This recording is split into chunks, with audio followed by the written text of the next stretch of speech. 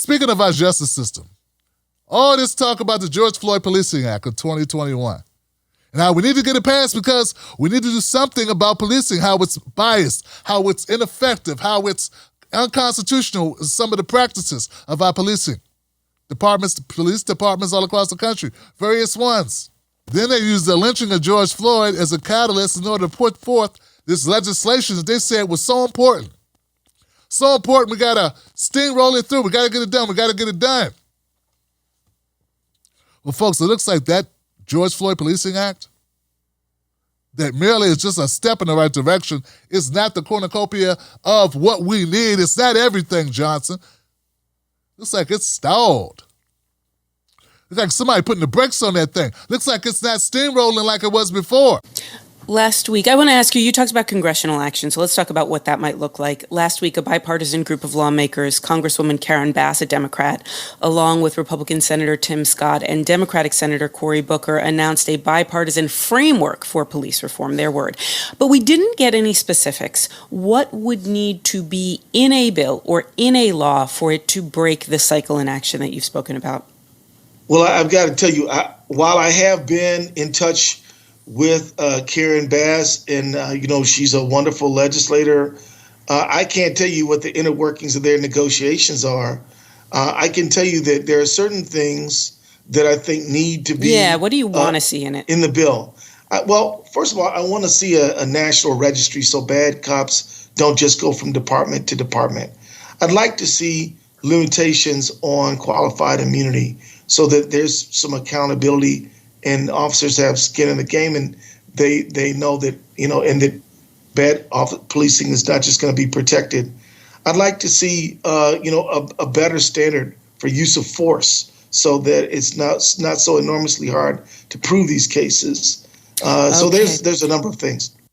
It's the establishment of a National Police Misconduct Registry. Now, remember, the registry is for cops who commit misconduct. It's called the Misconduct Registry. It's not called any old cop you don't like registry. It's not called pick a cop, any cop registry. No, it's called the Police Misconduct Registry. That's what's in the bill. Listen to how Marjorie Taylor Greene, the psychopath who should not have her ass in Congress, listen to how she describes it. This bill is atrocious. Shame on all of you. This hurts our police officers. April 29th, 2010, my friend Jonathan Edwards was shot in the line of duty. If that happened today and this bill is passed, getting rid of qualified immunity allows the criminal that shot him to be able to sue him simply because they're upset that they were arrested. This same bill will also allow that criminal that shot him to be able to put his name on a national hit list. See how utterly disgusting and fucked up this whole situation is? She's able to get up there and lie and totally misrepresent the framework of this legislation. See, sometimes when people say they don't like a policy or a piece of legislation, it's because they don't have any idea what it's about, and they're being told what it's about by someone like Marjorie Taylor Greene, who is deceptive and lying through her mask.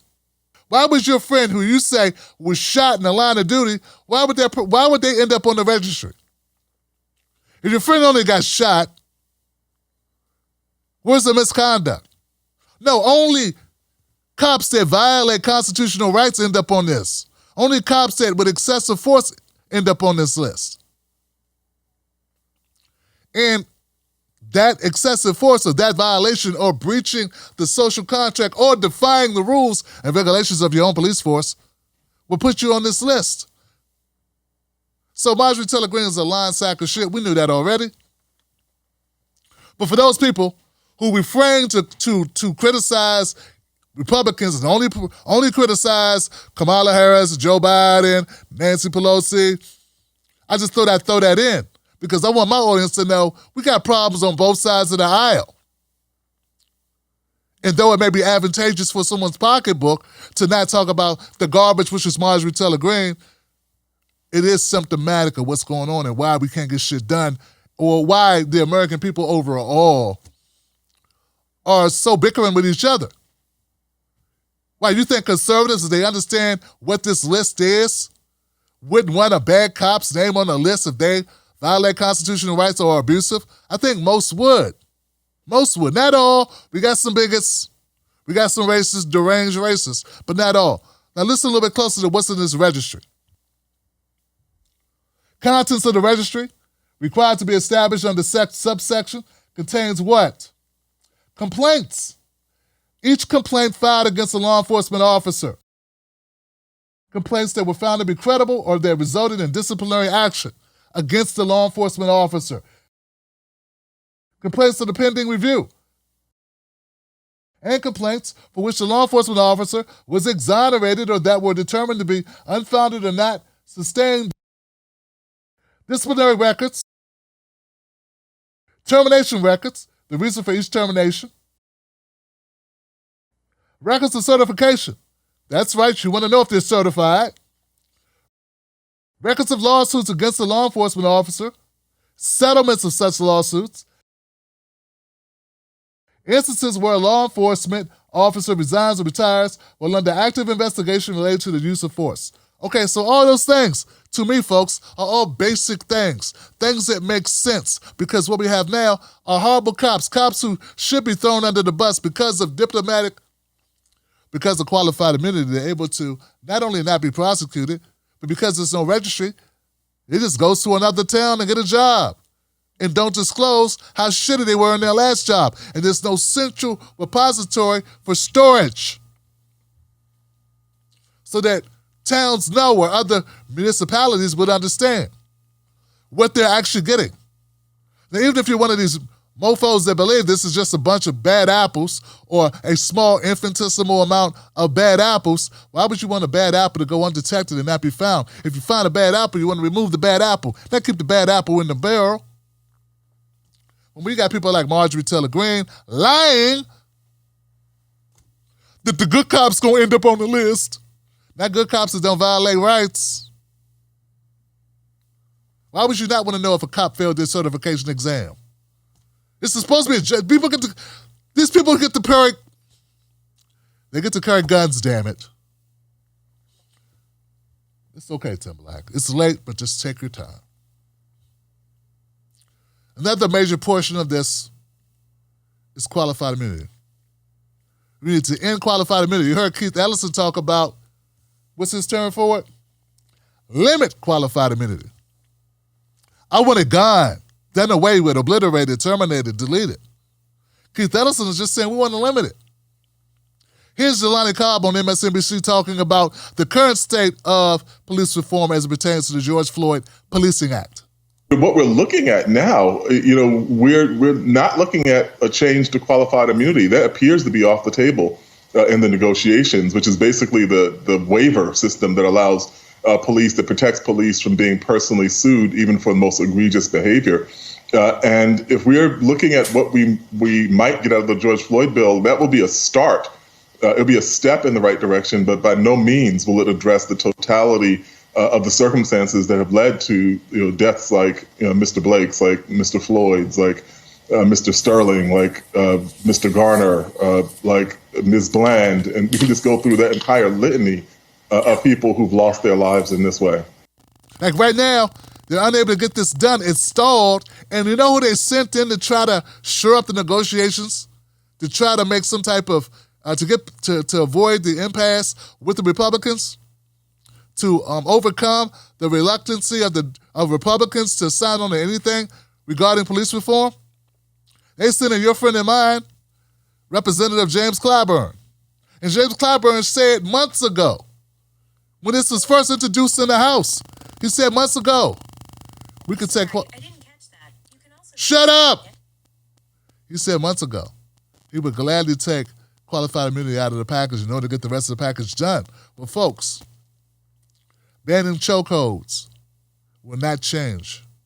Will not change what happened to Sandra Bland, will not change what happened to Breonna Taylor. It also will not change what happened to so many others who were shot by police unnecessarily. So, let's go to qualified immunity and see what it pertains to, how it is explained inside the package, the bill itself. Qualified immunity reform. Now, Section 1979 of the Revised Statutes of the United States is amended by adding at the end of the following, it shall not be a defense or immunity in any action brought under this section against a local enforcement officer or in any action under any source of law against a federal investigative or law enforcement officer,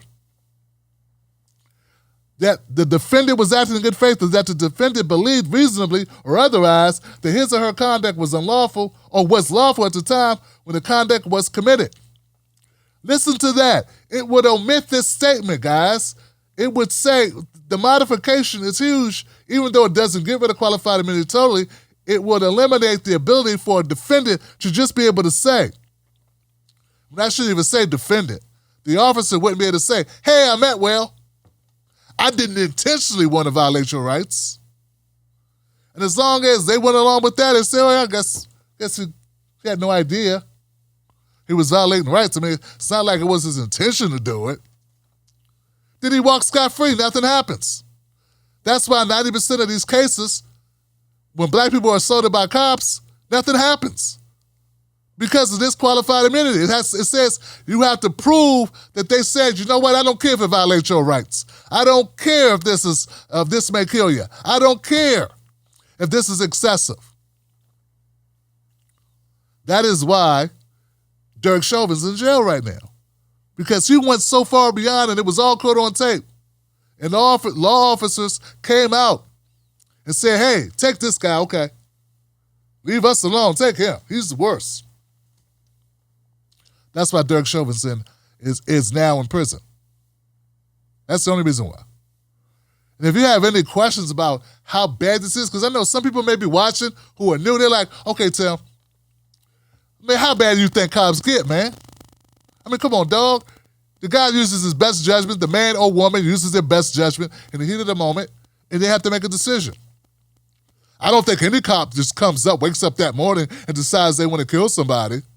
No, they woke up that year and decided it. They woke up their whole lives and decided it. Maybe they're abusing substances and they are high or drunk. Or maybe they have a mental issue. I don't know. Maybe they wasn't given enough hugs or told that they were loved. Maybe they were kicked too much as a child. I don't know. But stop pretending like everyone's like you. Well, if you think that just because you're mentally stable and most people you know are not evil and wouldn't abuse their power, doesn't mean cops are that way. It also doesn't mean they act with the best judgment. The police that have guns, who have a license to carry, a license to shoot, and qualified immunity come from the same people that commit crimes. There's no special birth canal for cops. There's no weird rituals that are done with their mother and father before they make a child that ends up becoming a police officer. They go to the same shitty public schools or shitty private schools, live under the same rules or roofs as the rest of us, in good, bad, or indifferent, or horrible, or hostile, or loving families. That means that they are all officers, just like all the rest of the general public. You never know what you're going to get. Case in point, we're going to move on. I just covered a story where some police officers were called to the home of a father who was having a psychological breakdown. He was threatening to kill himself. So they called and said, hey, come help, my dad is threatening to kill himself. Dad is pouring gasoline on himself. The cops get there, he's pouring gasoline on himself. He says, don't touch me, I'm gonna burn myself up. I'm gonna kill myself. The cops say, I don't know what we should do. Someone says, should we shoot him? Someone says, no, don't shoot him. Other guy says, well, let's just tase him. He said, no, you can't tase a guy covered in gasoline, man. He'll light up like a Christmas tree. Now remember what I said about qualified immunity. The officer was told, don't do it. Don't tase him. He'll flame on. They did it anyway. They shot a taser at a man dripping with gasoline, and just like they said, he went up in flames. They just shot him with a taser and burnt him up in front of his kids, in front of the world, and then said, hey, my bad, I didn't know. We told you. And those cops who did that faced no repercussions. Why? because of qualified immunity. You could not prove that they knew that that would happen, even though they said before they did it that that would happen. That's how bad it is, and that's why we must end qualified immunity. And right now, this big policing act that they were making a big deal about, just before they gave us Juneteenth as a morsel or a Scooby snack to the black community, as if that's going to somehow serve as some form of appeasement to all the shit we put up with. Instead of reparations, they gave us the hopes of Harriet Tubman on the $20 bill and a holiday that we've already been celebrating for the last 50 years and said, there it is, that's what you get. And now they can't get this bill done. And if they get it done, it won't include the very thing that would help the most.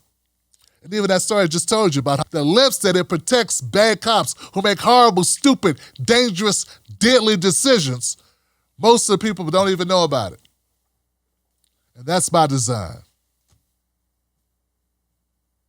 Become an unqualified immunity member of the Tim Black Show. I'll send you a book by Ben and Jerry. It's called Above the Law, which highlights a number of cases, a number of stories. Very short, very tidy, quick read book to bring you up to speed on qualified immunity and why it must end today. Go to campaign to end qualifiedimmunity.org. You'll see me there as a sponsor like this because I believe in that shit. And I'm doing something about it. I actively believe in it.